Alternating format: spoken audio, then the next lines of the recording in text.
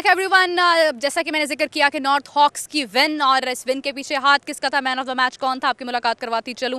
मेरे साथ मौजूद हैं, इन्होंने जनाब फर्स्ट क्लास के अंदर बहुत सारी विकेट्स हासिल की हैं और आज के मैच में इन्होंने 3 विकेट्स हासिल की हैं, जहां से इनका एक टर्निंग पॉइंट जो है वो शुरू होता है। और राफे मेरे साथ मौजूद हैं, इनसे जानते हैं कि एग्जैक्टली इनका क्या जर्नी है। डिपार्टमेंटल क्रिकेट ने क्या टैलेंट खो दिया है जिसको हाईलाइट करवाने में केपीएल ने कितना किरदार अदा किया है। अस्सलाम वालेकुम, कैसे हैं आप? अस्सलाम वालेकुम, क्या हाल है जी? Thank you. बस अल्लाह का शुक्र है, एक अच्छा गेम रहा, बहुत इंपॉर्टेंट विक्ट्री थी नॉर्थ हॉक्स के लिए।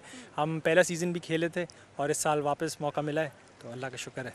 बहुत अच्छी बात है, आपने पहला सीज़न भी खेला है जो कि जिसमें काफ़ी वक्त गुजर गया और उसके बाद अब जाकर ये मौका आया है। और इससे पहले आप फर्स्ट क्लास खेलते रहे हैं। कितना इंपॉर्टेंट होता है एक खिलाड़ी के लिए कि उसको मौके मिलें ताकि वो हाईलाइटेड रहे और वो अपनी खूबियों को मज़ीद निखार सके। देखें, प्लेटफॉर्म ही तो चाहिए होता है। केपीएल को मैं बहुत थैंक यू करूँगा, एक बहुत ज़बरदस्त प्लेटफॉर्म है। जो पहला इनका सीज़न था उसमें मैंने 5 आउट किए थे उस टूर्नामेंट में। पहला मैं लेफ्ट आर्म स्पिनर था और मोहम्मद हसनैन जो पाकिस्तान से खेले हैं वो भी, तो वो पिक हो गए थे, मैं वह नहीं हो पाया था। पर ये क्रिकेटर की जर्नी है। मैं पीआईए से बहुत साल से खेलते आया हूँ, मगर फिर डिपार्टमेंटल क्रिकेट बंद होने के बाद हमको मौके नहीं मिले।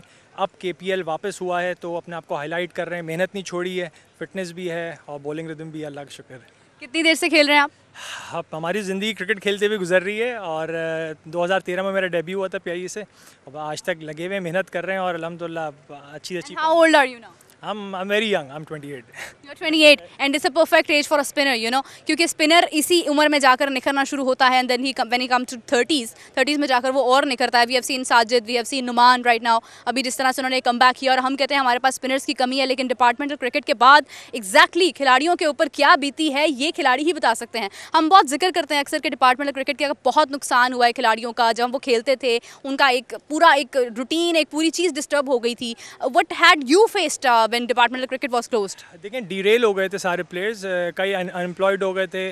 और सबसे इम्पॉर्टेंट चीज़ थी कि क्रिकेट अपने आप को शो नहीं कर सकते। हमारी मेहनत हमने सालों लगा दी है अपनी स्किल को, आर्ट को डेवलप करने में। स्पिन बॉलिंग एक बहुत मुश्किल आर्ट है और मगर मेहनत नहीं छोड़ी। 5 साल हो गए डिपार्टमेंट बंद हुए हुए, कॉन्स्टेंट नेट्स करते हैं, ट्रेनिंग करते हैं और अल्लाह ने आज फिर मौका दिया और अल्लाह ने इज़्ज़त दी, अल्लाह का बड़ा शुक्र है। थैंक यू सो मच, बहुत शुक्रिया एंड कॉन्ग्रेचुलेशंस, क्योंकि इनको इनाम भी दिया गया है और आई विश के इसी तरह से आप सक्सेसफुल रहें हमारे मुल्क के लिए। तो जैसा कि इन्होंने कहा कि डिपार्टमेंटल क्रिकेट्स की अगर हम बात करते हैं तो जनाब इनके बंद होने के बाद कितना नुकसान खिलाड़ियों के सामने आया है, और ना सिर्फ खिलाड़ी बल्कि पाकिस्तान के लिए ये कितना बड़ा लॉस है। हम कितना टैलेंट निकाल सकते थे जो हम नहीं निकाल पाए हैं। और आज जब केपीएल जैसी लीग्स और भी लीग्स हैं जो होती हैं, और खासतौर पर अगर हम केपीएल की बात करते हैं, कराची में जस्ट कराची सिटी, यहाँ से कितना टैलेंट निकल कर सामने आ सकता है हमने कभी सोचा भी नहीं। हमारे पास इतने बड़े बड़े नाम हैं जो कराची से बाहर आए हैं और ये कराची प्रीमियर लीग इसने इस चीज़ को रिकग्नाइज करवाया है। यहाँ से खिलाड़ी किस तरह से बाहर आ रहे हैं, किस तरह से उनको मदऊ किया जा रहा है कि वो अपनी खूबियों को दोबारा से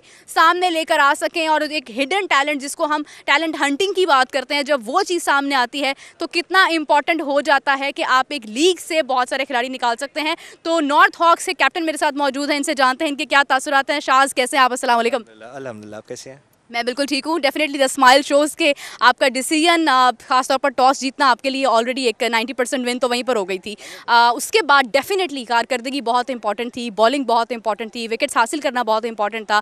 मैन ऑफ द मैच भी हमारे सामने एक टर्निंग पॉइंट उन्होंने हासिल किया। किस तरह से आपने इस सारे सिनेरियो को जो है वो प्लान किया और किस हद तक पिच ने कंट्रीब्यूट किया आपकी प्लानिंग के साथ?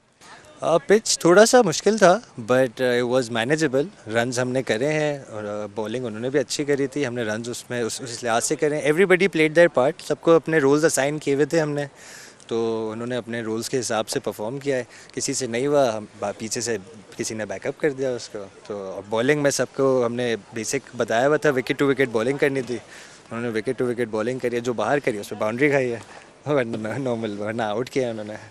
बिल्कुल सही है। अगर मैं बात करूं, कप्तान इस वक्त हमारे T20 के मोहम्मद रिजवान हैं, इससे पहले बाबर आजम थे और सरफराज अहमद से ये सिलसिला जो है वो शुरू है। और उसके बाद बाबर आजम, फिर शाहीन आफरीदी बने, फिर बाबर आजम, फिर मोहम्मद रिजवान। कप्तानी हमारी बदलती जा रही है। आप खुद कप्तान हैं, एक कप्तान के लिए कितना मुश्किल होता है जब सडनली उसको तब्दील कर दिया जाता है, किसी और को ले आया जाता है, फिर उसको दोबारा से ले आया जाता है। मतलब ये जो एक चेंजिंग है ये हमारी क्रिकेट पर किस हद तक असरअंदाज हो रही है? काफ़ी मतलब मेंटली आप एक मेंटली स्टेबल नहीं हो सकता, टीम मेंटली स्टेबल नहीं हो सकती, तो बहुत काफ़ी इशू होता है। I hope this guys make better decisions. इंशाल्लाह उम्मीद करते हैं। बहुत शुक्रिया, थैंक यू सो मच आपका एंड कॉन्ग्रेचुलेशंस। तो जैसा कि इन्होंने विन हासिल की और इन्होंने प्रूव किया कि एज अ टीम हम क्या कर सकते हैं, जबकि दूसरी टीम में उमर अकमल भी थे और उनका एक इन्फ्लुएंस बहुत ज़्यादा था। मगर अच्छी बात यह है कि इन नौजवान क्रिकेटर्स ने जिस अंदाज में शॉट्स खेली हैं, जिस तरह से उन्होंने फील्डर्स को परेशान किया सबसे पहले बैटिंग करते हुए, और उसके बाद जिस अंदाज में बॉलिंग करके विकेट्स हासिल की हैं, इट वॉज रियली रिमार्केबल। तो इनके लिए बहुत सारी नेक तमन्नाएं हैं और अब नेक्स्ट मैच शुरू होने वाला है, तो उस हवाले से आपको दोबारा ज्वाइन करते हैं। डोंट फॉरगेट द समा sports is showing the live streaming. आप मैच की लाइव स्ट्रीमिंग समा स्पोर्ट्स डिजिटल पर देख सकते हैं। तो स्टे ट्यून्ड, मैच देखिए, एंजॉय कीजिए, और मैं इसी दौरान आपके साथ साथ आती रहूंगी और आपसे गुफ्तगू करती रहूंगी। तब तक के लिए टेक केयर, बाय बाय।